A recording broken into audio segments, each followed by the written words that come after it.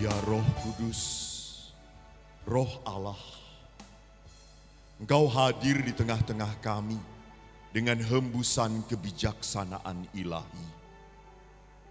Tuntunlah anak-anak-Mu ini, agar kami semua berjalan di dalam terang-Mu. Agar Kau tunjukkan kepada kami bahwa hidup berkeluarga adalah anugerah terindah di dalam perjalanan kami. Tuhan, hadirlah jamah anak-Mu satu-satu. Biar mereka Kau bentuk dengan firman-Mu. Sebab Engkaulah Allah yang berkuasa kini dan sepanjang masa. Amin. Dalam nama Bapa dan Putra dan Roh Kudus. Amin.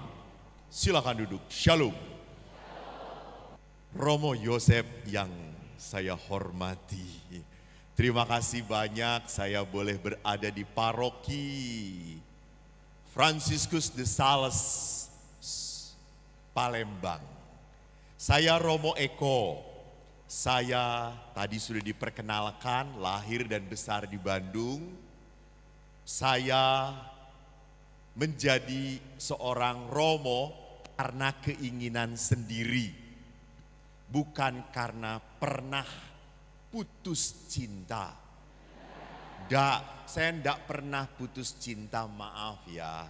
Saya lebih banyak menolak cinta. Nggak tahu kalau Romo Yosef. Jadi tidak boleh seorang Romo atau suster itu gara-gara cintanya kandas, ditolak lalu menjadi Romo. Tidak boleh.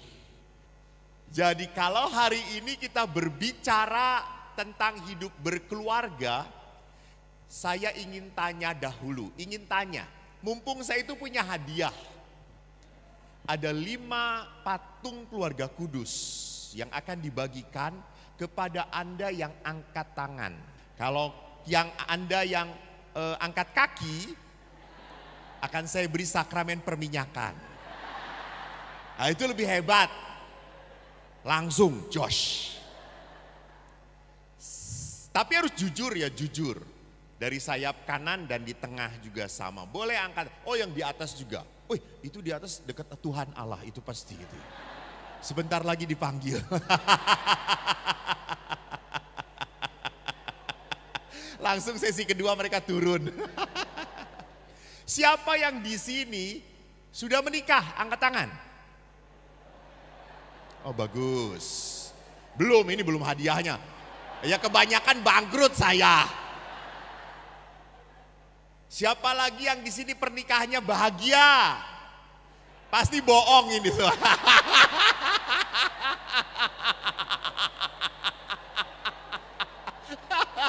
Ingat ini di gereja, jangan tipu-tipu ya. Saya tanya, sekarang serius, siapa yang pasangannya, tentunya masih ada ya, masih ada. Bukan sudah bersama Bapa di surga.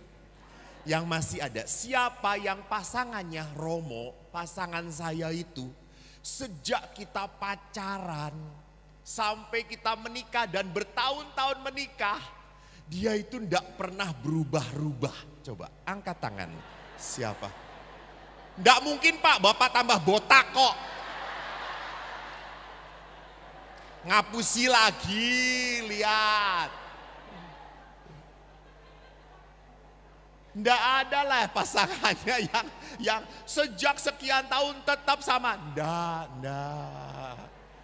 Istri saya sama Romo, bohong, lihat kulitnya.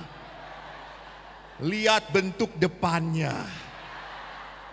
Semua banyak garis-garis. Belepotan menggelambir. Gara-gara mie aloy. Ini bukan promosi, tadi pagi saya habis makan mie aloy. Saya baru tahu bahwa babi itu hauce.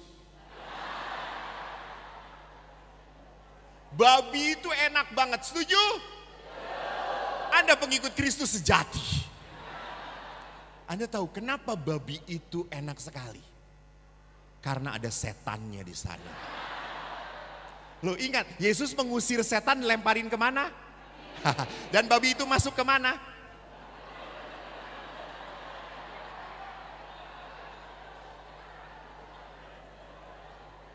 Babinya yang masuk perut. Jadi saudaraku lihat, hidup perkawinan tidak pernah ada perkawinan yang selalu sama. Dan. Hidup sama sebagai imam pun tidak selalu sama. Nah, kita berubah. Mungkin dulu kita ngawur. Makin lama kita ngaco. Setelah lama kita diusir gitu ya. Jadi kalau demikian, apakah perkawinan yang sudah tidak cocok lagi, sudah merasa bosen, pasangan tidak seperti yang diharapkan, apakah boleh diceraikan? Tapi kalau pertanyaannya saya rubah, apakah mau diceraikan? Lihat si bapaknya diem aja. Sebetulnya sih mau tapi takut. Jadi bapak, ibu, saudaraku, memang perkawinan itu berat mempertahankannya. Saya bisa mengerti berat. Apalagi pasangan dilihat makin tidak menarik. Coba pasangannya lihat saja. Jangan lihat pasangan yang lain. Makin berat. Maka perlu yang namanya apa? Trik. Perlu yang namanya kepinteran.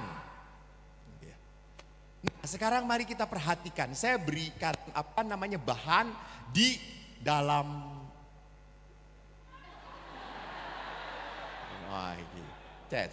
Oke kan. Perkawinan yang makin lama sudah gersang. Banyak harapan yang tidak terpenuhi. Dulu tuh saya berpikir Romo kalau menikah itu ada yang jagain saya. Ada yang menolong saya. Ada yang mendengarkan saya. Dan apa yang terjadi? Disuruh ngejagain malah tidur. Disuruh nolong malah ngerepotin. Makin lama hidup bersama pasangan makin berat. Makin menyulitkan. Maka banyak sekali yang berpikir, Romo, maaf ya, para istri banyak yang ngomong, Romo, suami saya itu bodoh. Terus saya ngomong, ibu, bukan suami ibu yang bodoh, ibu yang lebih bodoh. Lah kok begitu Romo? Lah kalau tahu bodoh kenapa dikawinin? Kata saya itu.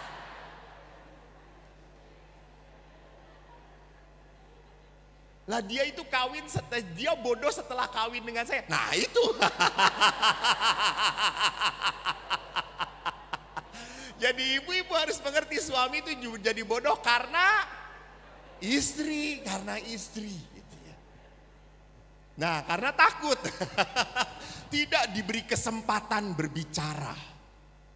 Betul kalau udah perempuan itu berbicara, wah saudaraku remnya blong. Saya itu kalau di pastoran, kami di pastoran 3 Romo. Di pastoran diem semua, hening, tenang sekali. Ada datang ibu-ibu WK. Romo, udah makan belum Romo? Aduh Tuhan. Kalau Maria didatangi oleh malaikat Gabriel, Maria bersuka cita. Ini yang datang malaikat maut Tuhan, kata saya. Jadi kita harus mengerti wanita beda banget dengan pria. Saya mengharapkan seperti itu, ya itu kan harapan dari seorang pria kepada wanita. Karena apa yang dipikirkan oleh pria itu sulit dipikirkan oleh wanita, belum tentu dipikirkan. Coba lihat kalau anak Anda studi sekolah di luar negeri. Siapa yang pening mikirin anaknya? Ibunya, telepon berkali-kali. Papanya tenang-tenang aja. "Mi, udah jangan nelpon terus. Ngapain sih? Nanti juga beres. Dia akan nelpon kalau butuh." Anda tahu waktu saya jadi pastor, ayah saya tenang-tenang. Ibu saya ketakutan. Apalagi saya ganteng. Anda menghina. Ibu saya percaya banget loh. Dan ada seorang wanita yang mengejar saya, tertarik dengan saya. Tolong jangan iri, tenang aja. Dan wanitanya itu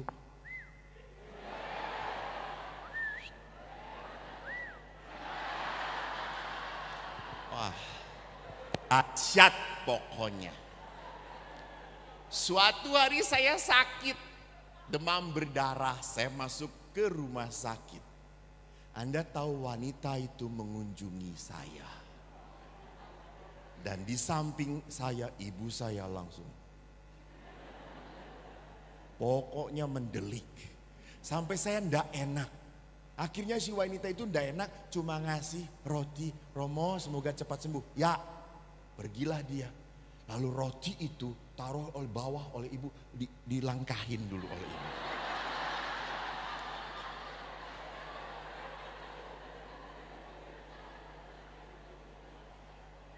Jadi lihat bahwa harapan suami istri hidup perkawinan berbeda.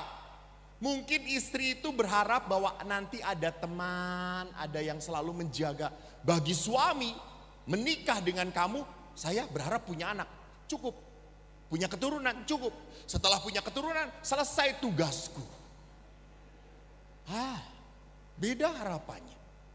Yang kedua, bisa jadi banyak keinginan. Seperti ini, menjengkelkan. Banyak keinginan yang tidak bisa disampaikan. Saya inginnya tuh Romo, kalau kita berdoa itu sama-sama.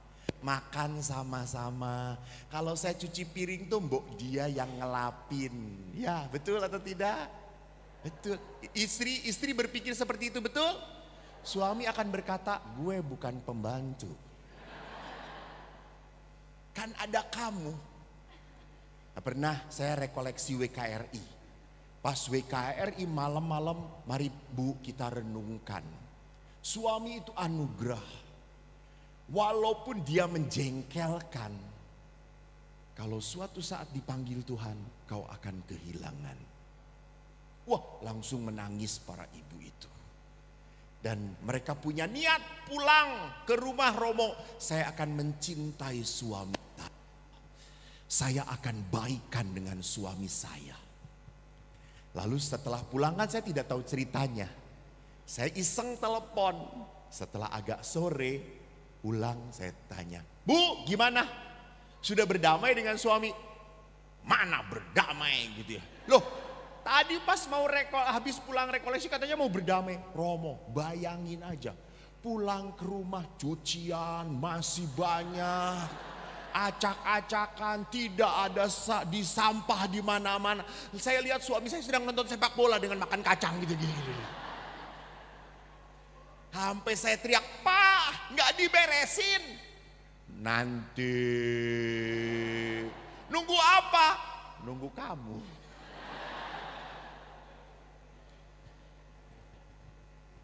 Masalah terbesar dalam hidup bersama adalah apa? Dia tidak seperti yang kau inginkan.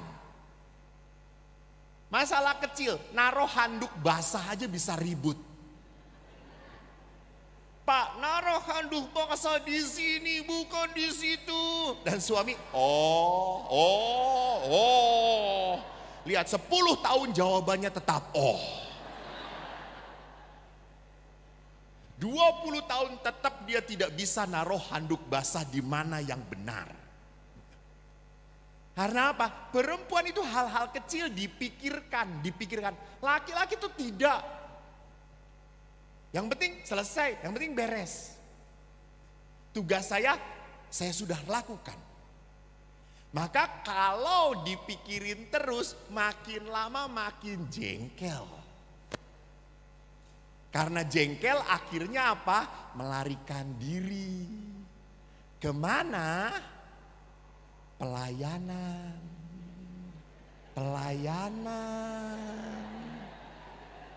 Bisa jadi lebih baik ke pastoran. Maka kan harusnya suami istri itu makin lama menikah, maaf, dengan pasangannya atau bukan? Ini pasangannya, ya. Sudah berapa tahun menikah?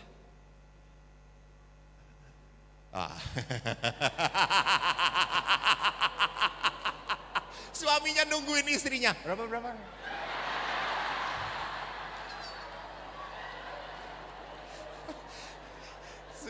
Istri ngomong 44, suami 46. Karena memang perkawinannya 44, penderitanya 46 tahun, Romo. Suami istri itu makin lama hidup bersama, saya selalu lihat makin mirip wajahnya. Betul Bu, betul. Karena tidur, lihat sama-sama. Dia menghirup napas, gua menghembus napas. Dia menghembus napas, hidungnya pun terbentuk sama gitu ya.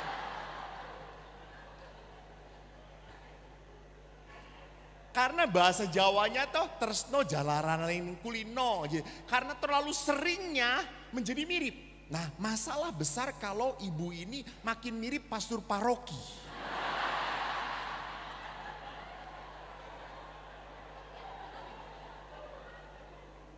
Ya tidak mirip Romo Yosef. Baru beberapa bulan coy. Mungkin kalau 2 tahun lagi saya seminar, banyak yang mirip dengan.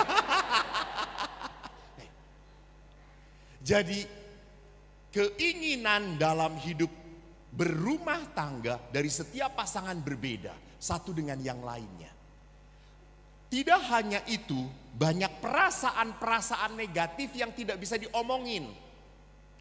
Saya mau ngomong kepada suami selalu ujung-ujungnya berkelahi. Ujung-ujungnya marahan. Pada saat suami pulang kerja, istri berkata, "Pah, aku capek." Jawaban suami adalah, "Emangnya cuma kamu yang capek sendirian? Saya juga capek." Jadi pada saat saya mau mengungkapkan perasaan, saya tidak bisa mengungkapkan perasaan. Dan hati-hati makin lama bisa meledak. Meledak kalau perasaan itu tidak bisa diungkapkan. Ini pemicu dari sebuah perkawinan yang makin lama makin menjengkelkan. Yang makin lama tidak berbuah apapun. Bahkan banyak permasalahan yang tidak terselesaikan. Banyak konflik antara suami istri, ya sudah saling diam-diaman aja. Selesailah, anggap beres. Anggap beres. Udah gak perlu dibahas. Titik. Gak perlu dibahas. Karena pada saat membahas, pasti kita marah lagi. Pasti kita berteriak lagi. Pasti kita saling menyalahkan lagi. Jadi banyak permasalahan di dalam hubungan rumah tangga diambangkan. Gak mau dibereskan. Gak mau menjadi jelas. Yang berikutnya, yang terakhir, akhirnya apa? Banyak kekerasan hati dan ketidakpedulian. Bapak Ibu, apa lawan dari cinta, Bu? Cinta lawannya benci. Sebetulnya bukan benci. Lawan dari cinta itu tidak peduli. Kalau orang sudah tidak peduli, itu apa? Terserah lu. Gua gak mau lu lagi. Lu macam-macam dengan perempuan lain, gua juga bisa. Lu dengan satu perempuan, gue satu bus.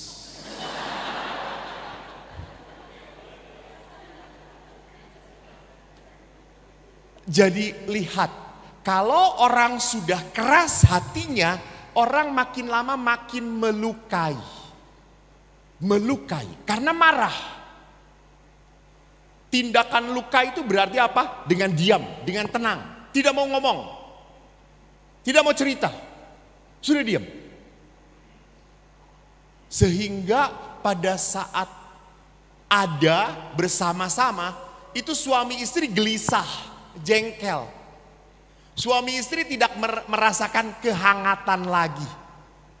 Suami lebih hidup, lebih bisa sukacita pada saat dengan teman-temannya. Main maciok, wah, bisa mereka ketawa-ketawa, tapi dengan istrinya seperti dibiara semuanya, tenang semuanya. Pah, makan,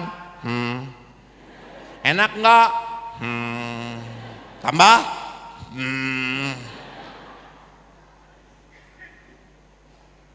Nggak pernah bisa di dalam keluarga ngobrol bareng, cerita bareng, jalan bareng, apalagi. Karena saya sering kali kalau udah lihat jalan bareng suami ke gereja, nyiclik sendirian. Ibu mana? Di belakang, di belakang. Istrinya, Pak E. Beda kalau jalan di mall, istri dipegang. Bukan karena sayang dompet. Sudah mah lurus, nggak perlu belok, terus. Diem.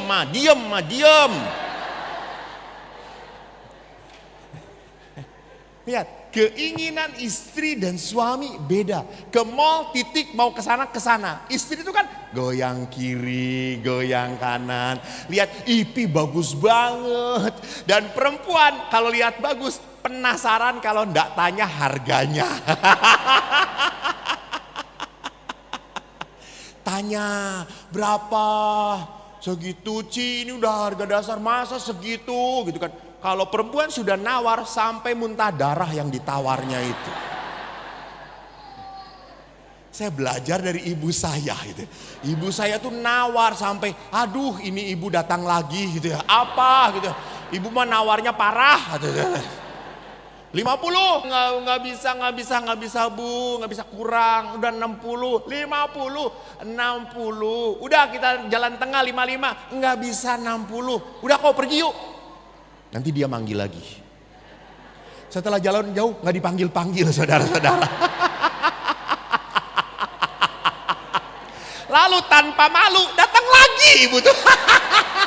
Padahal saya tuh sudah malu, udah diem, udah bu, malu kata saya tuh. Ngasih nggak ngasih? Ibu yang tadi gitu ya. Oh iya, enggak ngasih. Nah itu.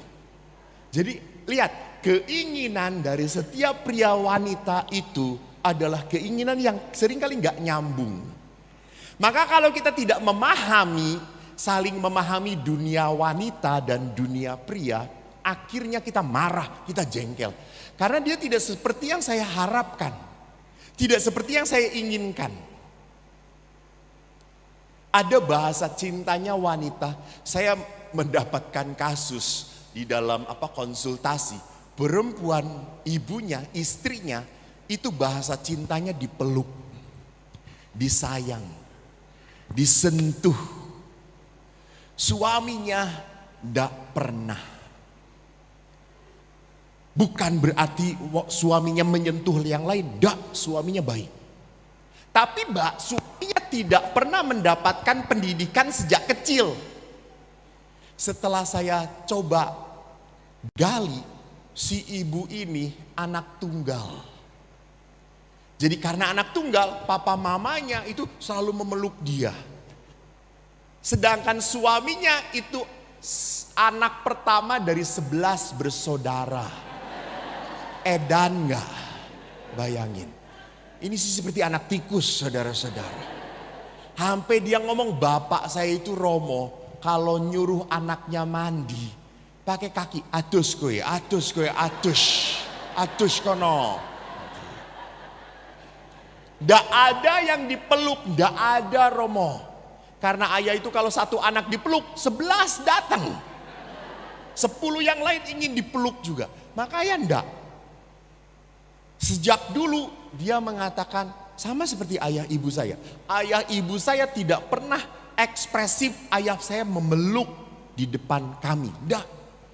Bahkan saya belum pernah melihat ayah ibu berciuman di depan saya. Tapi menghasilkan 4 anak. Hebat nggak?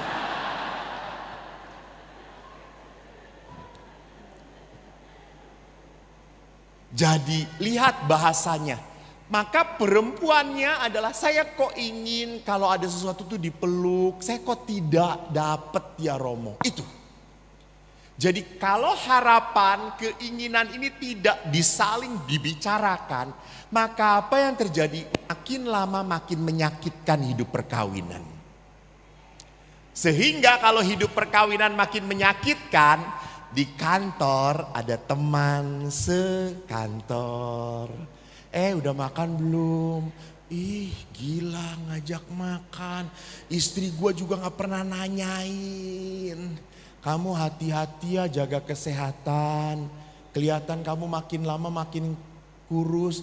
Buset, istri gue gak pernah nanyain. Lalu ibu-ibu masuk reunian. Reuni ketemu temannya. Ih lu makin cantik. Oh masa. Ih gak gitu kali. Langsung ke WC. Ih gue cantik coy.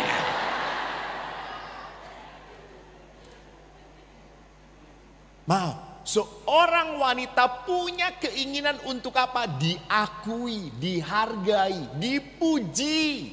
Butuh banget. Maka bapak-bapak jangan pernah ngomong istri Anda gendut. Itu sangat menyakitkan. Dengerin Pak. Walaupun dia gendut.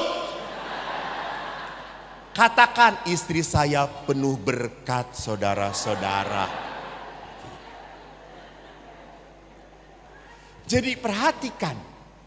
Wanita itu butuh banget dipuji, wanita itu butuh banget dikatakan I love you mom, I love you muah-muah.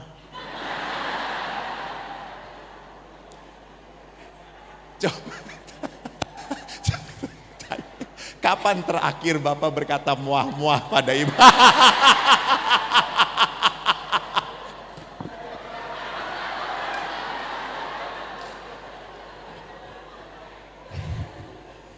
Jadi kan kalau kita berharap dan dia tidak melakukan, apa yang kita rasakan? Jengkel, jengkel. Maka kalau udah jengkel, apa yang terjadi? Saya pun sulit melayani suami saya. Saya pun sulit akan mengungkapkan cinta saya. Nah, saudara-saudaraku, akhirnya kekesalan, kemarahan, kejengkelan, ketidaknyambungan membuat kita keras hati. Kita akhirnya tidak pernah mau memikirkan lagi pasangan. Dia juga gak pernah mikirin saya Romo. Dia tidak pernah mikirin perasaan saya. Saya punya masalah, saya pikirin sendiri. Dia asik dengan dirinya sendiri. Dia asik dengan hobinya sendiri. Main badminton, main sepak bola. Saya sendirian. Saya mikir-mikir sendiri. Padahal harusnya perkawinan bukan seperti itu kan. Maka akhirnya terjadi apa? Blok. Dalam kitab suci bagus sekali katakan dibaca dalam Injil Markus. Saya bacakan ya. Maka datanglah orang-orang Farisi untuk mencobai Yesus. Mereka bertanya kepada Yesus, apakah seorang suami diperbolehkan menceraikan istrinya? Tetapi jawab Yesus kepada mereka, apa perintah Musa kepada kamu?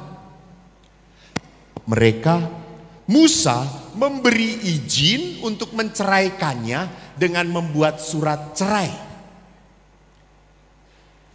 Lalu Yesus berkata, justru karena ketegaran hatimulah maka Musa menulis perintah ini untuk kamu. Sebab pada awal dunia Allah menjadikan mereka laki-laki dan perempuan. Sebab itu laki-laki akan meninggalkan ayahnya dan ibunya dan bersatu dengan istrinya, sehingga keduanya itu menjadi satu daging. Demikianlah mereka bukan lagi dua melainkan satu. Karena itu apa yang telah dipersatukan Allah tidak boleh diceraikan manusia. Lihat, Bahwa memang di dalam hukum Musa, Musa memberi izin menceraikan. Dan Yesus mengatakan Musa itu memberi izin karena apa? Karena kedegilan hatimu. Orang degil itu apa? Orang degil dan ketegaran hati itu orang yang sudah tidak memikirkan lagi perasaan orang lain. Maka dikatakan bahwa kedegilan hati karena ketegaran hatimu dikatakan oleh Bapak Paus di dalam dokumen Amoris Laetitia. Dokumen ini adalah dokumen yang sangat indah. Bapak Paus berbicara tentang hidup keluarga. Amoris itu adalah kasih, Laetitia itu sukacita. Jadi kalau di bahasa Indonesia kan dokumen Amoris Laetitia itu artinya dokumen sukacita kasih. Dan membahas tentang keluarga. Salah satu yang dibahas oleh Bapak Paus dikatakan ada suami istri yang kurang dewasa karena luka-luka batin yang dialaminya saat ia masih muda. Juga terjadi dalam perjalanan perkawinan. Jadi Bapak Ibu saya mau mengatakan setiap orang itu punya luka batin. Punya kejengkelan, punya kekecewaan, punya kemarahan. Kemarin saya baru IYD, ikut Indonesian Youth Day di Jakabaring. Dan maaf, hampir cukup banyak anak-anak muda yang kecewa dengan orang tuanya. Yang marah dengan orang tuanya. Mereka merasa apa? Orang tuanya kasar. Orang tuanya tidak menghargai mereka. Bahkan beberapa anak mendapatkan kekerasan. Dan itu terluka. Dan itu mengapa ada orang yang berkata, dia mah ciong Romo, anak saya yang laki-laki dengan bapaknya ciong. Papahnya sio kucing, mama anaknya tikus. Jadi kejar-kejaran terus-terusan Tom and Jerry Romo gitu ya.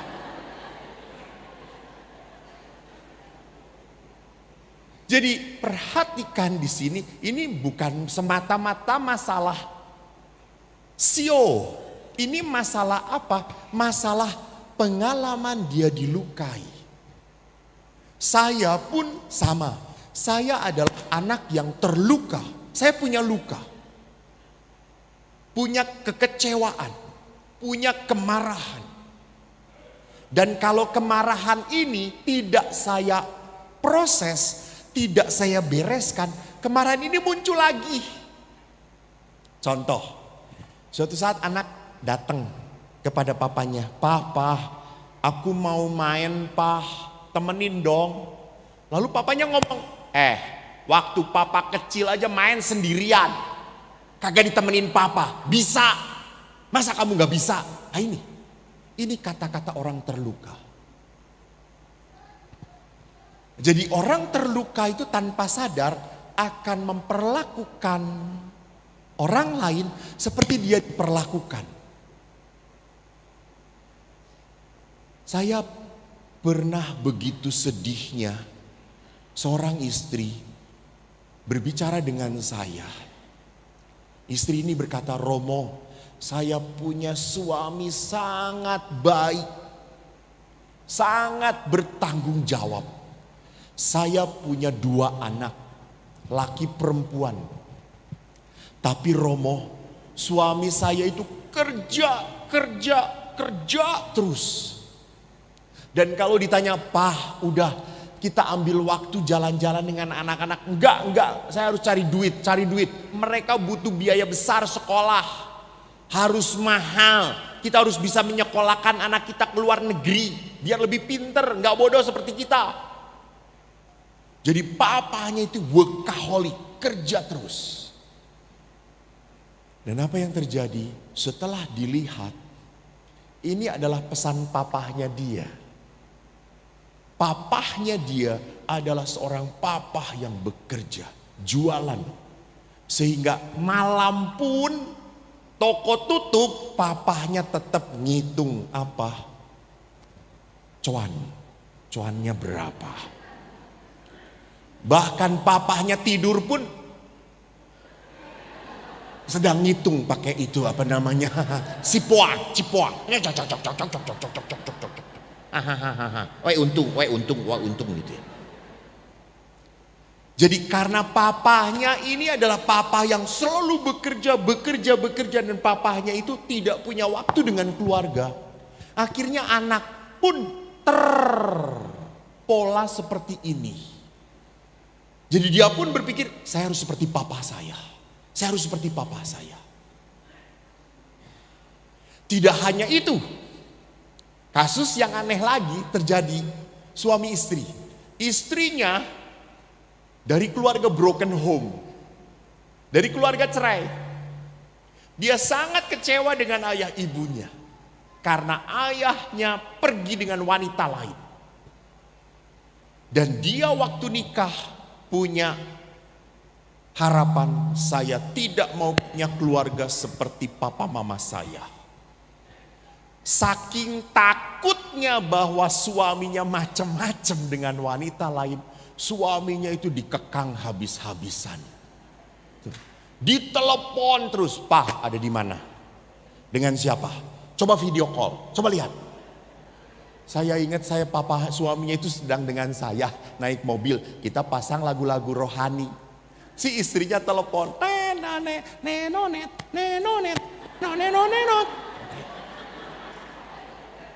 dia juragan pedal pop. Lalu suaminya ngomong, bapaknya ngomong, "Pak, Romo, istri saya," gitu. Angkat Pak. "Mam, kemana ya?"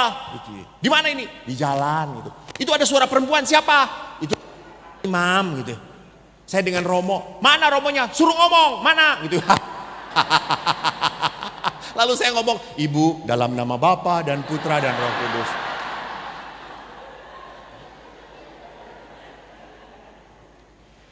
Begitu ketakutan.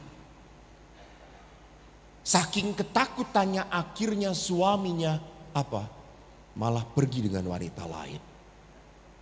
Karena terlalu posesif. Terlalu dikekang.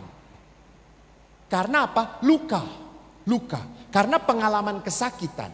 Jadi kita harus sadar bahwa kalau kita marah, kalau kita kecewa, kita sadar. Oke, saya punya suami yang mengecewakan. Oke, saya punya suami yang tidak seperti yang saya harapkan. Oke. Nggak masalah. Bukan hanya Anda yang punya suami yang tidak seperti yang Anda harapkan. Karena suami Anda pun punya istri seperti yang tidak dia harapkan. Terima kasih Bapak baru sekarang setuju dengan saya.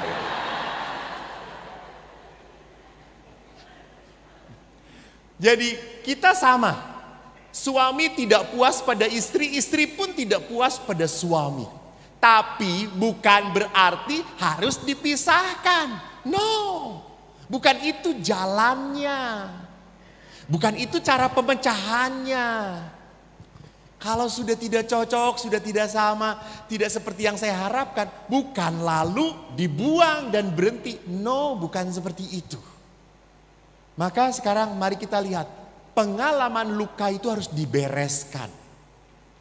Kekecewaan, kemarahan itu harus dibereskan. Bagaimana cara membereskannya? Nah, sekarang saya perlihatkan bahwa Bapak Paus pun di dalam dokumen Amoris Laetitia mengatakan di artikel 39, kita itu memperlakukan relasi perkawinan, relasi afektif seperti kita memperlakukan barang. Jadi tadi, kalau sudah tidak dipakai, buang. Kalau sudah jengkel, tuker. Bisa Bu? Nggak bisa. Itu yang selalu saya katakan, hauce pu hauce. Anda ngerti banget. Kita selalu seperti itu. Sudah tidak cocok, buang. Tidak pakai lagi. Nggak. Perkawinan tidak bisa diperlakukan seperti itu. Kenapa bisa seperti itu orang memperlakukan? Karena lihat, sekarang karena tuntutan ekonomi sosial membuat kita tidak akrab. Kurang komunikasi. Orang sekarang apalagi punya handphone. Apalagi ibu-ibu sudah lihat drakor. Siapa? Lim Sinyo, Lee Min Ho. Saya salah hanya satu. Lee Min Ho itu kan aktor Korea, gitu. Saya cuma kenal satu aktor Korea, namanya Anyong Aseo.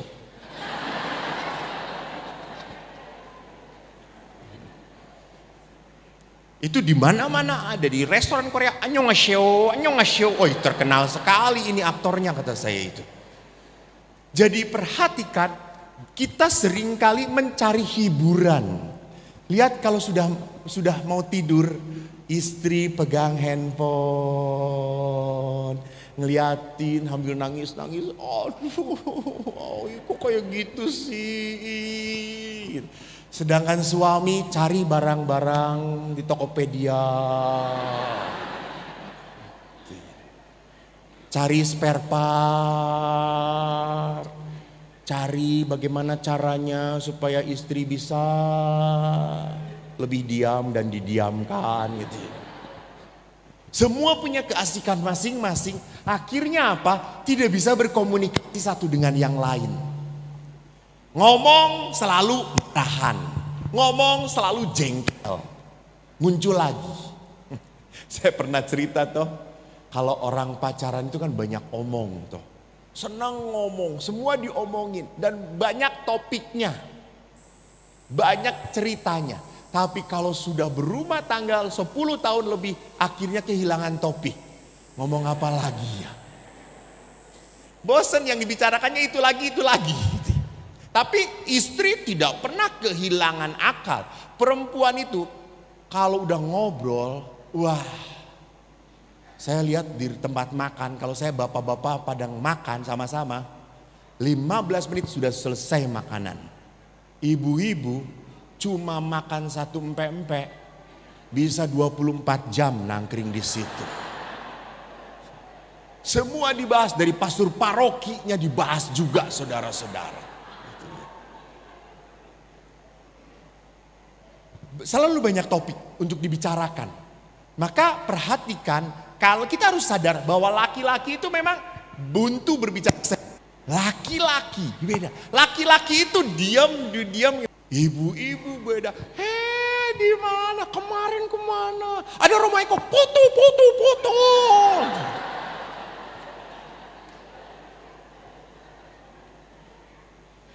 Jadi perhatikan di sini bahwa komunikasi justru dengan pasangan menjadi kurang. Menjadi mentok, gak bisa ngomong apa lagi.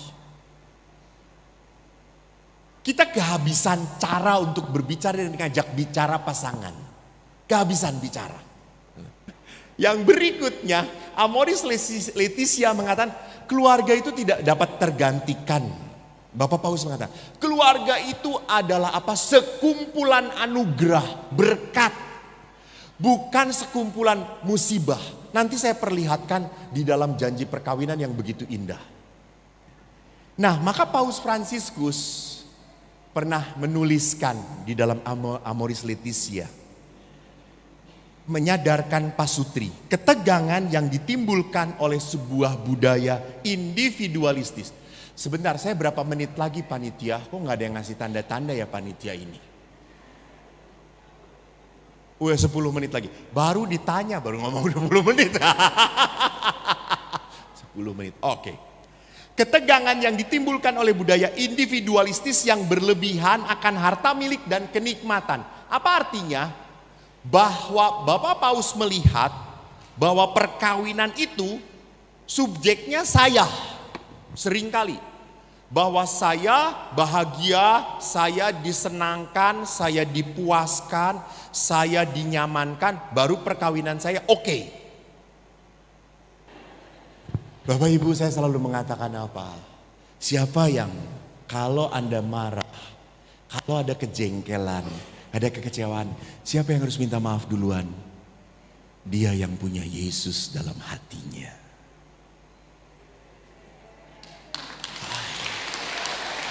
Kelihatan banyak minta maaf. Karena para suami minta maaf duluan karena upah besar di surga.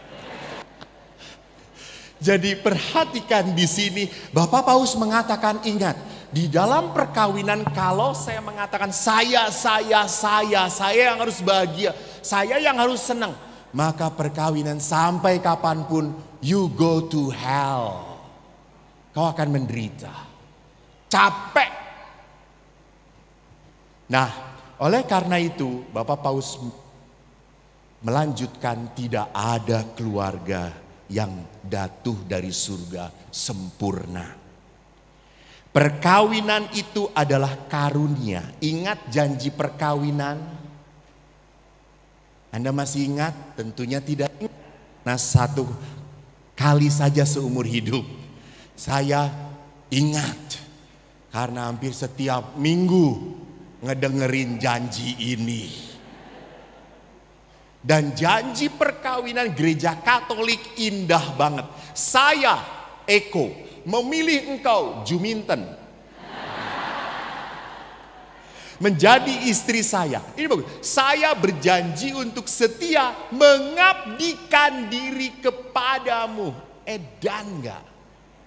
Edan loh. Mengabdikan diri kepadamu. Bukan saya berjanji untuk memperbudak dirimu. Tidak. Mengabdikan diri kepadamu. Lihat bagus. Dalam untung dan malang, di waktu sehat dan sakit. Keren. Bapak bahagialah. Bapak punya pekerjaan, tetap punya istri. Bapak tidak punya pekerjaan, tetap punya istri yang melotot. Ya bonusnya toh gitu ya.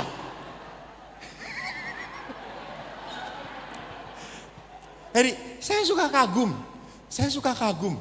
Beberapa suami yang sudah piansu, tidak bisa apa-apa, masih dilayani oleh istrinya. Itu.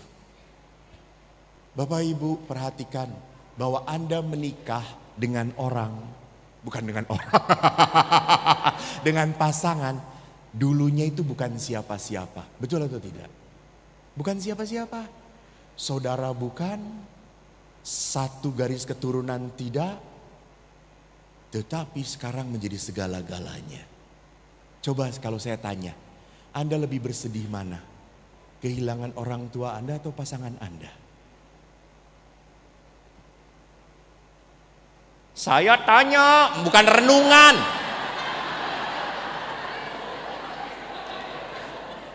Tanya suster pasti nggak bisa.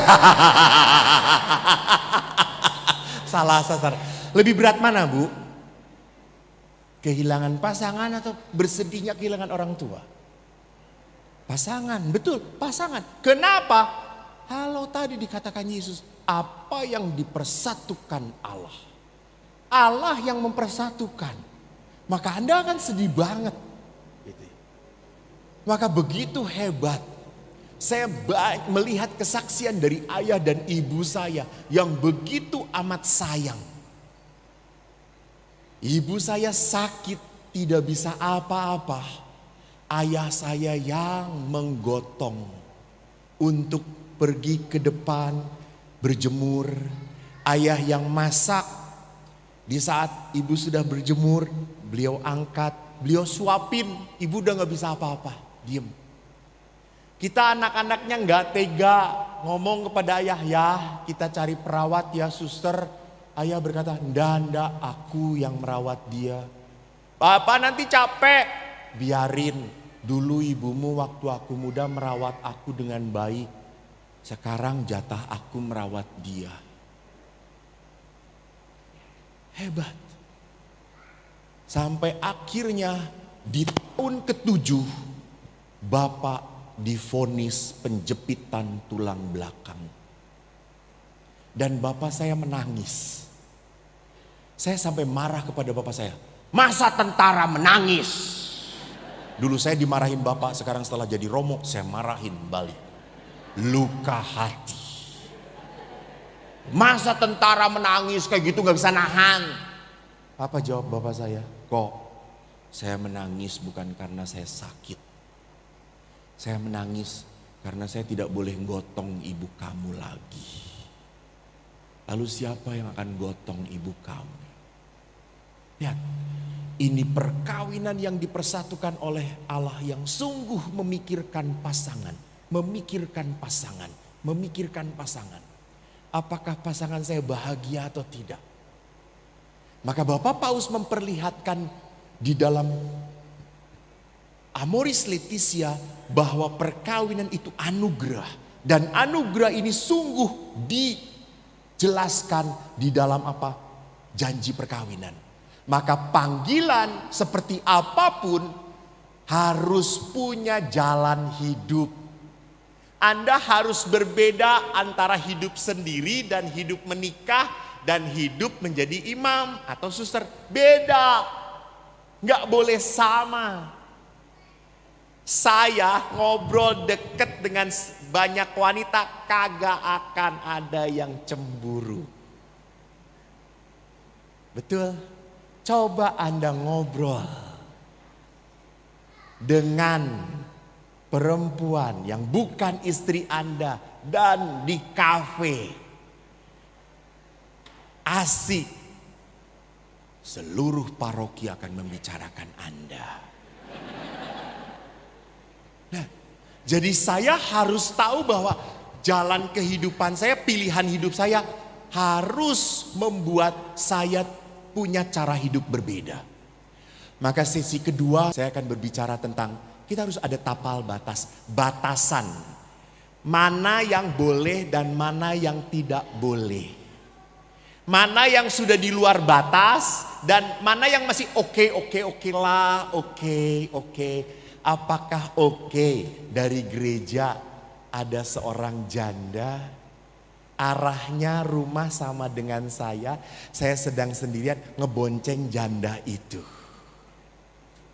Kan harus ada cinta kasih. Tapi istri saya bisa melotot keluar matanya. Supaya tidak melotot keluar matanya, saya bonceng janda itu, di pinggirnya ada papan. Saya aman, dia aman. Walaupun saya tidak nyaman. Baik, Tuhan memberkati. Nanti kita ketemu lagi di sesi kedua. Saya kembalikan kepada.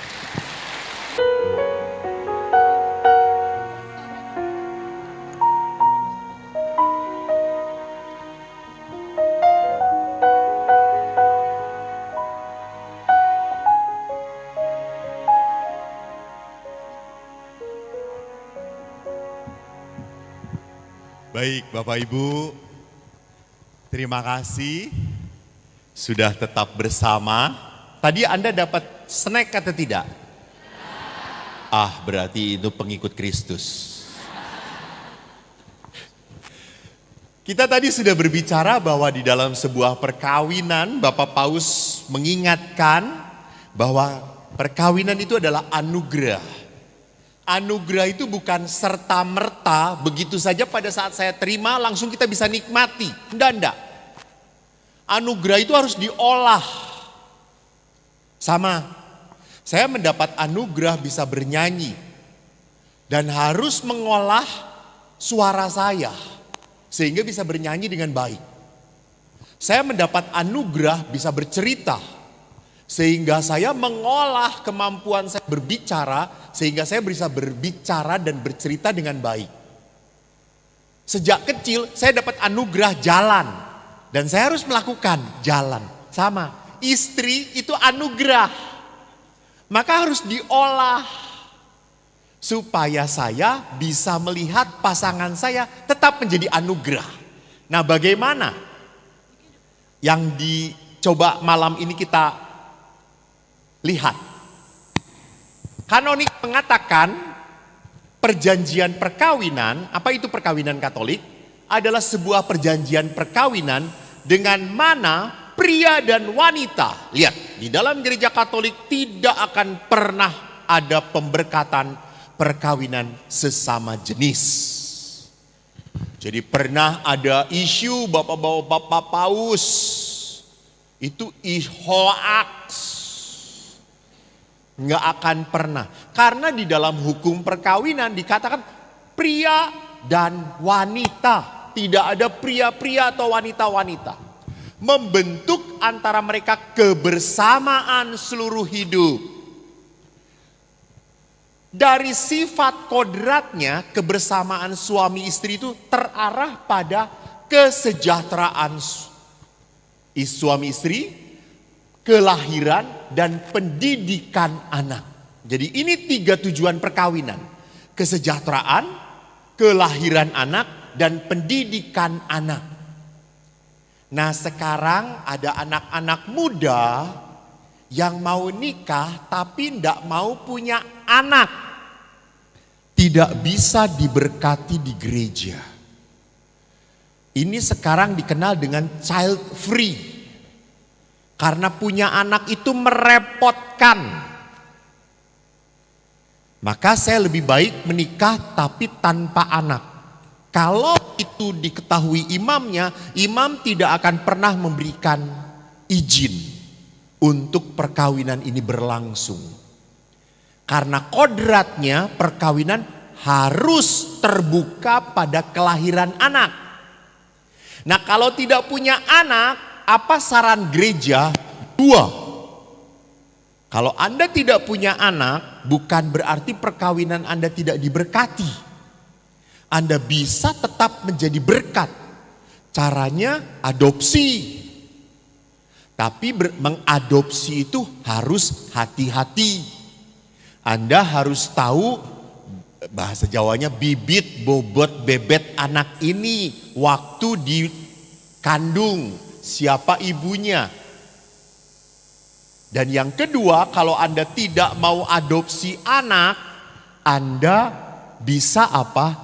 Membaktikan hidup Anda dalam pelayanan. Jadi orang itu hidupnya punya arti. Bukan hanya untuk berdua saja, tetapi membawa berkat pada komunitas yang lebih besar. Gereja menyarankan seperti itu. Nah, saya hanya membahas satu saja. Apa itu? Bagaimana kesejahteraan suami istri. Jadi kesejahteraan itu bukan semata-mata untuk kebahagiaan. Salah. Jadi kalau Anda perkawinan tujuannya mau bahagia, gak bisa. Bahagia itu bonus dari Anda melakukan pengorbanan untuk pasangan. Anda pun ikut bahagia.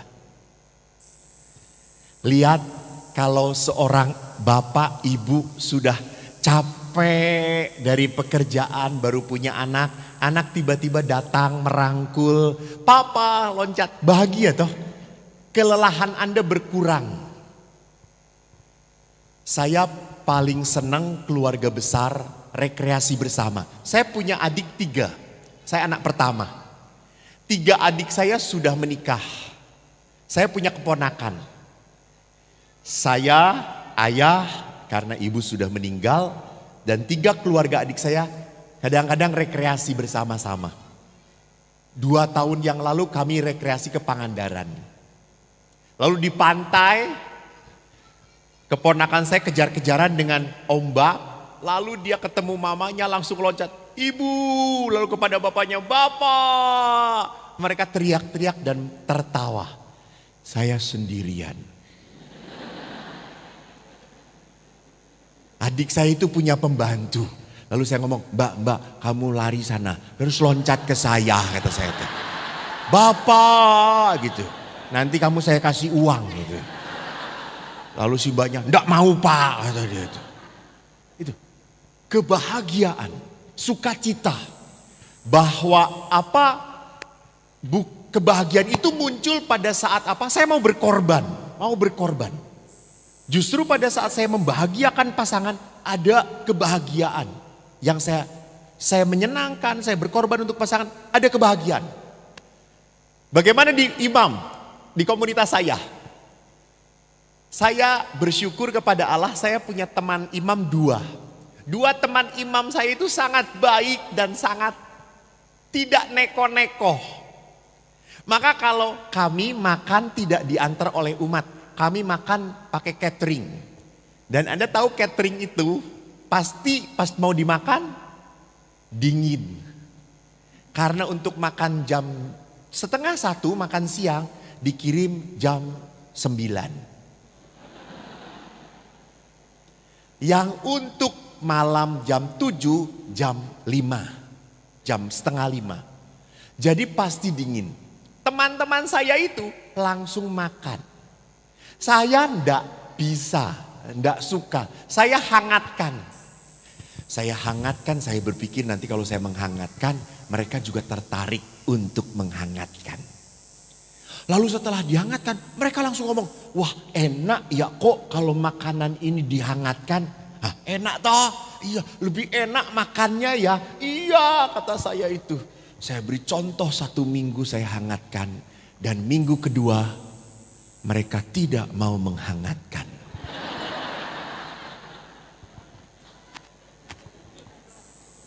Tapi Eko tidak mau kalah.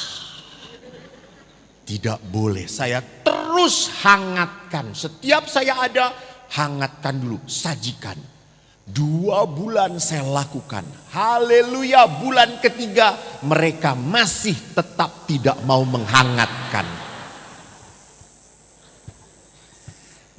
Tapi teman saya ngomong, kok kamu kalau keluar kota gak ada yang menghangatkan.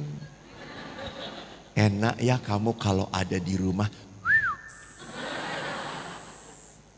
Dan saya kalau keluar kota pun, saya selalu ingat teman-teman saya.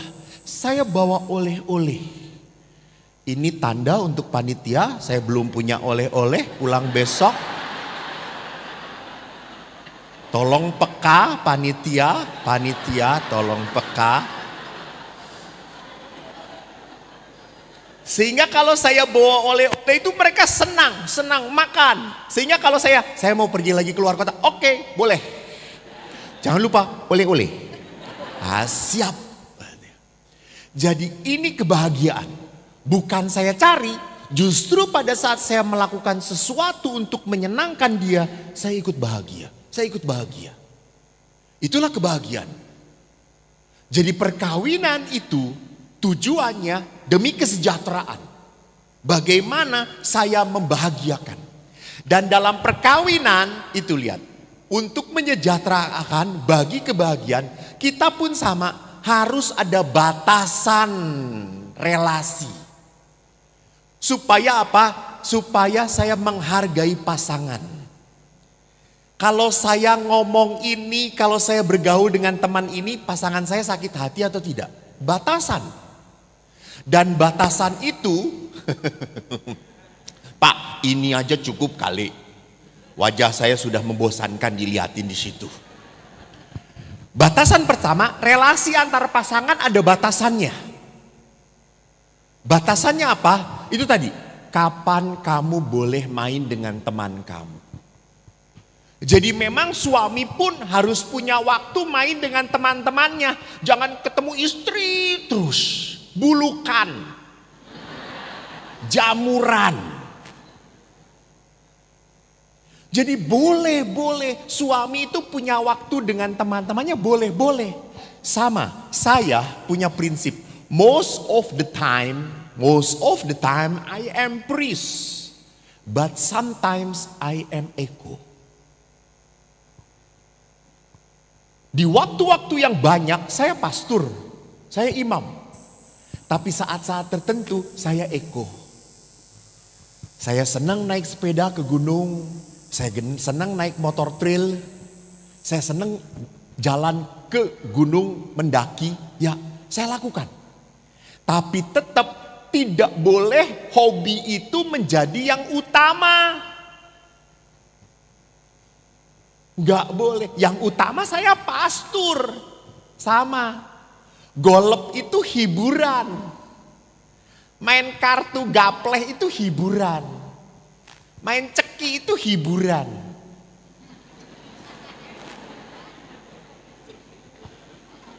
Masih ada gak? Bandar ya kelihatan ya. Nanti kolektor harus besar. Sebagai permohonan maaf pada Tuhan. Tetapi menjadi suami itu adalah panggilan kehidupan yang harus dilakukan. Maka ada batasannya. Batasan kedua pun adalah apa? Relasi orang tua anak. Kalau anak sudah berkeluarga, cukup bu, jangan diurusin lagi. Yang paling ngerecokin keluarga itu siapa? Mertua. Mertua. Maka pasangan yang paling bahagia di dunia ini adalah Adam dan Hawa. Karena mereka tidak punya mertua.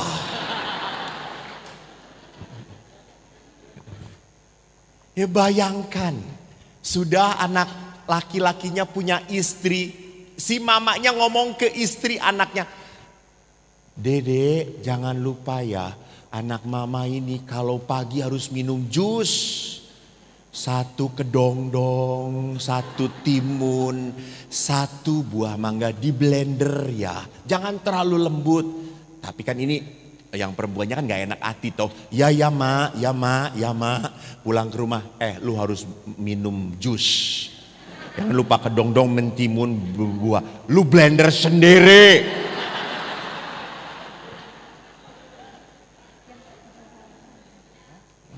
Selalu campur tangan. Pernah suatu saat orang Jawa menikah dengan orang Solo, menikah dengan orang Batak. Orang Solonya halus. Orang Batak ini kan keras, ngomong romantis pun keras gitu. I love you.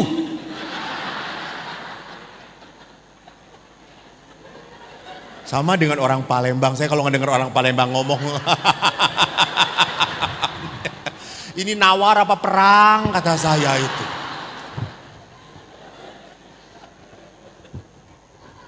Lalu menikahlah mereka, ibunya yang Solo mengeluh Romo, anak saya itu sejak kecil enggak pernah dibentak-bentak, saya itu selalu ngomongnya halus gitu ya. Ini anak saya dibentak-bentak, saya itu enggak tega, enggak rela anak saya dibentak-bentak gitu ya. Kita kemarin mau naik mobil, ayo mah kamu di depan. Kok gitu ya Romo, harusnya kan ayo mah kita di depan, kamu di depan ya, hati-hati. Saya panggil anaknya yang perempuan, kamu katanya dibentak-bentak ya sama suami kamu. Enggak Romo, memang dia ngomongnya kayak gitu Romo, memang kenceng dia tuh kalau ngomong. Malam-malam juga kalau mau, ayo mah kamu di atas saya di bawah gitu ya. Cepat buka. Ya sudah saya terima seperti gedebok pisang. Ayo. Suster masih ketawa. Ayo. Cilaka. Kok suster mengerti semuanya ya? Nah itu. Harus ada batasan-batasan. Walaupun itu anak Anda, tapi bukan punya Anda. Gitu ya. Jadi Anda ya sudah doakan, berdoa. Saya suka sedih. Ya mungkin di Palembang ini pun sama gitu. Kalau anaknya yang mau nikah, datang ke pastoran emaknya. Romo mau daftar perkawinan anak saya. Hah? Kata saya tuh. Anaknya belum bisa ngomong bu. Kata saya itu. Iya masih bayi Romo. Gitu ya. Nggak bisa toh ya. Ya harus anaknya datang. Karena apa? Semua emak. You know the power of emak. Saya tadi mau potret juga. Nanti setelah ini, ayo satu aja Romo, 1 kali aja potret. Orang Palembang jangan dilawan. Kalau saya mau pulang dengan selamat, iya foto gitu ya. Daripada nyawa gua melayang.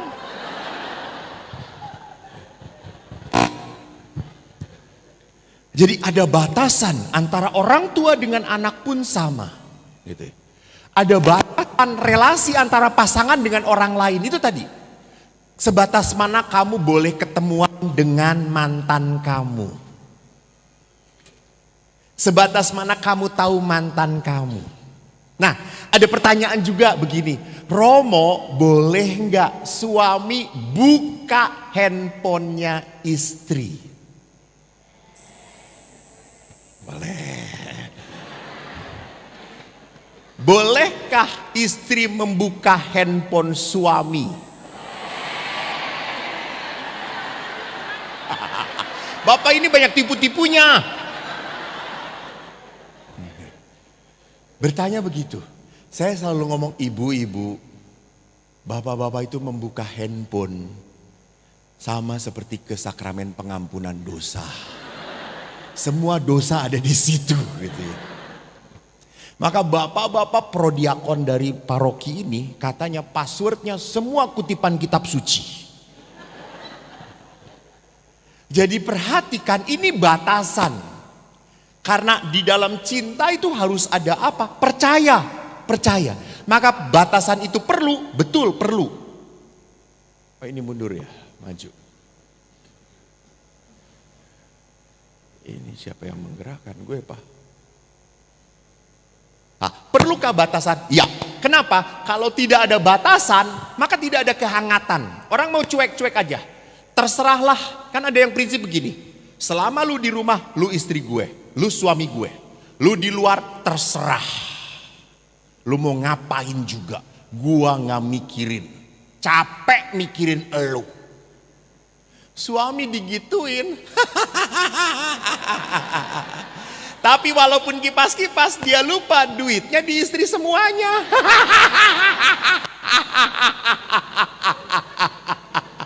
No money, no power coy.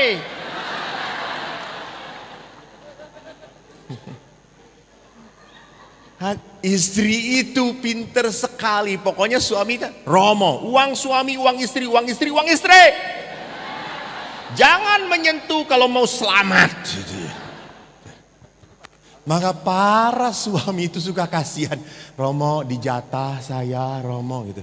Saya itu pernah diajak makan dengan bapak-bapak. Habis badminton. Romo kita makan, ayo semangat gitu. Setelah makan sate kambing loh, setelah makan sate kambing puas, bapak-bapaknya, kamu bayar, nggak bawa duit gue gitu. Kamu, saya juga nggak bawa, istri gue naruh gitu. Kamu nggak bawa juga, ay cilaka. Lalu mereka tanya ke saya, Romo ada, uang kolektor, pakai uang kolektor dulu lah nggak apa-apa gitu. Baru kali itu saya makan daging kambing haram pakai uang kolektor kata saya itu. Gara-gara para suami gak punya apa-apa, kasihan. Jadi ada batasan. Memang perlu. Karena sekarang keluarga modern juga seringkali suami punya kerjaan, kamu silakan, uang pegang sendiri. Istri, saya juga punya bekerja, uang sendiri. Saya pegang sendiri, lu pegang sendiri. Hati-hati. Maaf. Di saat punya uang, terbuka kesempatan untuk ngawur. Saya tidak mau mengatakan iritlah pada suamimu. Jangan, kasihan banget. Kelihatan wajah para suami Anda di tempat ini sudah penuh dengan penderitaan. Tapi jangan terlalu terbuka. Harus dibicarakan, berbicara. Pak, butuhnya berapa? Komunikasi. Maka tanpa tapal batas harus diwujudkan boundaries. Karena kalau tidak diwujudkan salah pengertian. Dia pikir ini menyenangkan, taunya enggak. Gitu ya. Ingat, istri itu menelepon Anda, ini adalah tanda menyayangi. Pak, gimana? Ada di mana? Itu tanda sayang. Tapi kalau neleponnya terus-terusan, itu tanda Anda tidak dipercayai. Jadi di sini kita harus sadar boundaries itu penting. Maka supaya apa? Supaya tidak salah pengertian dengan pasangan. Bagaimana saya menyayangi pasangan, bagaimana mengungkapkan kepada pasangan. Nah sekarang mari kita lihat kembali. Bagaimana menyepakati tapal batas. Ada dua ekstrim batasan. Ada yang ketat banget, semua harus disepakati, sampai hal sekecil-kecilnya, lu pulang jam 7 dari kantor. Makan di rumah, saya sediakan. Doa sama-sama. Main dengan anak. Jadi suami itu sudah kayak di penjara. Punya listnya. Tapi bisa terjadi juga tidak ada batasan. Terserahlah, kita kan sudah dewasa, kita udah besar, kita udah tua. Tahu sama tahu. Halo, itu bukan prinsip yang benar. Justru pada saat kita tanpa batasan, itu berarti apa? Kita sudah tidak mau peduli lagi dengan pasangan. Dan akhirnya apa? Kalau sudah tidak ngomong, tidak ada batasan, kita tidak tahu kapan dia tersinggung, kapan dia tidak suka, dan kapan dia suka, kapan dia oke.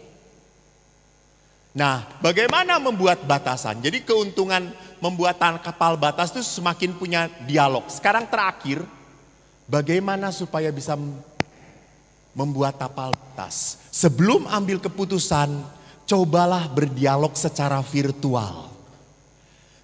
Bu, Pak, kalau mau ngomong dengan istri itu bayangkan dulu ngomong dengan diri saya. Jadi kalau Pak pulang jam 7, ya harus. Anda rasakan kalau suami Anda ngomong kayak gitu pada Anda. Pulang jam 7 ya harus. Kalau Anda oke, omongkan.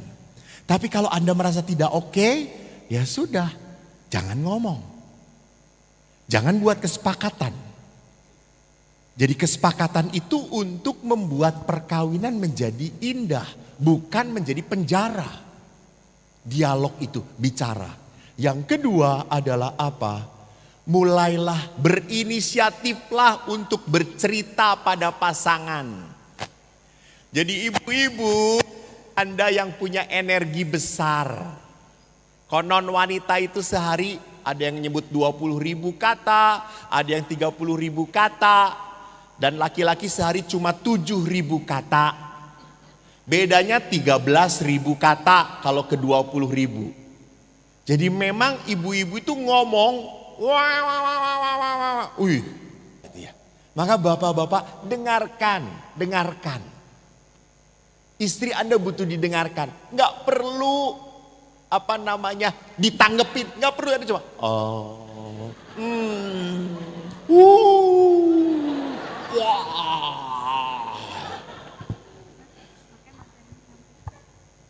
Jadi jangan harapkan pasangan yang tidak bisa berinisiatif ngomong ya, picu. Jangan ikuti kecapean Anda. Karena tadi, untuk kebaikan bersama, saya memang harus berkorban.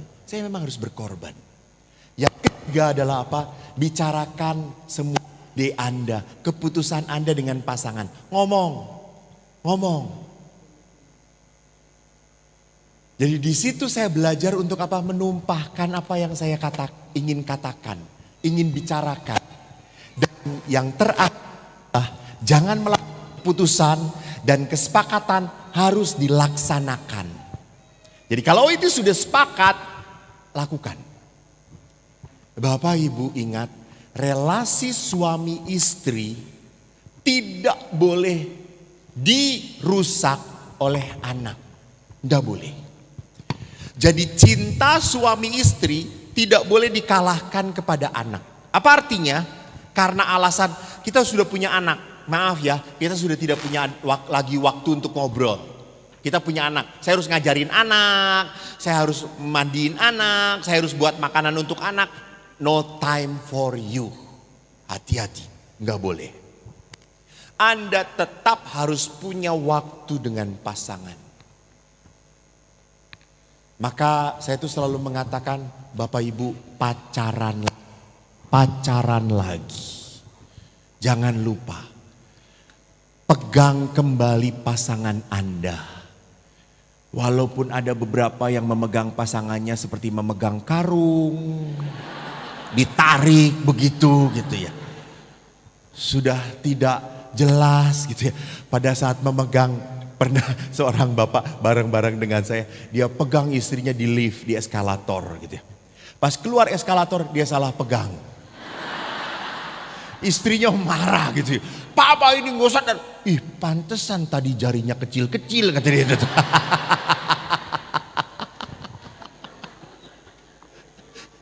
Jadi lihat di sini kita perlu berdua lagi, bersama lagi.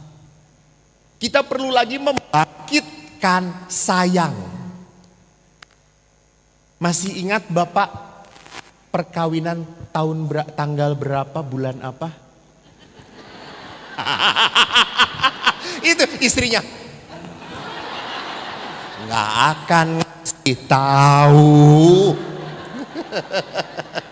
Belum tahu sekarang. Sekarang tahu Pak.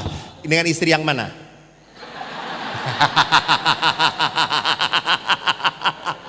Dengan ini Pak ya. Jadi perlu sekali bagi istri, bapak-bapak, tanggal perkawinan itu tanggal keramat. Tanggal keramat. Harus diingat, kasih surprise. Kasih surprise. Entah dikecuplah, entah disobekkanlah bajunya. Gitu. Tunjukkan sayang. Tunjukkan bahwa Anda masih mencintai dia. Gitu ya. Memang kan ada istilah say it with flower. Beberapa ibu-ibu di sini saya pasti tidak suka bunga, kecuali bunga bang. Namun cinta itu harus diekspresikan, harus diperlihatkan. Bapak Ibu, sekali lagi bahwa panggilan itu rahmat dan berkat Tuhan. Jadi Tuhan itu tahu membahagiakan Anda dengan mempertemukan Anda dengan pasangan Anda. Maka Bapak Ibu, selamat menikmati pasangan Anda. Walaupun sulit dinikmati. Tapi satu hal yang membuat Anda bisa menikmati pasangan, yaitu apa? Lihat kelebihan pasangan Anda. Jangan ributkan kekurangan pasangan Anda.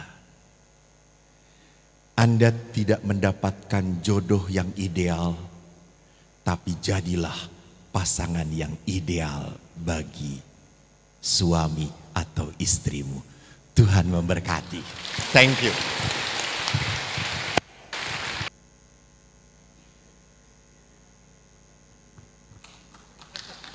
Terima kasih Romo Eko. Kami mau minta tolong lagi untuk doa penutup dan berkat penutup. Masih dapat tugasmu. Kasih hadiah, masih dapat tugas lagi. Jangan lupa oleh-oleh, belum beli saya. Tuhan, semoga ada yang mendengarkan. Bapak Ibu yang terkasih, terima kasih banyak saya boleh berbagi dengan Anda. Saya bahagia kalau berbicara tentang hidup berkeluarga karena itu adalah salah satu concern dari Bapak Paus Fransiskus. Hidup berkeluarga harus dipertahankan sampai mati. Sama seperti halnya hidup panggilan imamat pun kami mempertahankan sampai mati pula. Maka mari kita saling mendoakan. Kalau imam Anda lemah, jangan diomongin, doakan. Karena kami pun berusaha untuk mendoakan para umatnya. Mari kita berdoa. Dalam nama Bapa dan Putra dan Roh Kudus. Amin. Allah Bapa yang Maha Rahim, kami bersyukur kepadamu atas rahmat perjumpaan di malam hari ini. Engkau senantiasa mengingatkan kami untuk tidak menjadi pribadi yang berkeras hati. Karena putramu sendiri hadir sebagai pribadi yang mudah tergerak oleh belas kasihan. Maka Bapa, taburkanlah belas kasih-Mu dalam hati anak-anak-Mu. Lembutkan hati mereka yang membatu karena kecewa, karena marah, sekian lama mereka simpan. Lembutkanlah. Semoga dengan daya kasih-Mu mereka mampu memaafkan orang-orang yang sudah menyakiti mereka. Berkati ikatan cinta mereka, kuatkan. Dikala perjalanan perkawinan begitu berat, sertai, tunjukkan kehadiran kasih-Mu. Berikan rejeki yang berkecukupan pada keluarga anak-anak-Mu ini, sehingga mereka mampu berbagi dan menyelamatkan saudara-saudari mereka. Bapa, kini kami akan kembali, berkatilah perjalanan pulang, dan berkat-Mu sungguh hadir bagi kami semua. Terpujilah keluarga kudus Yesus, Maria, dan Santo Yosef, sekarang dan selama. Semoga berkat Allah melimpah atas keluarga Anda dalam nama Bapa dan Putera dan Roh Kudus. Amin. Terima kasih, Tuhan memberkati.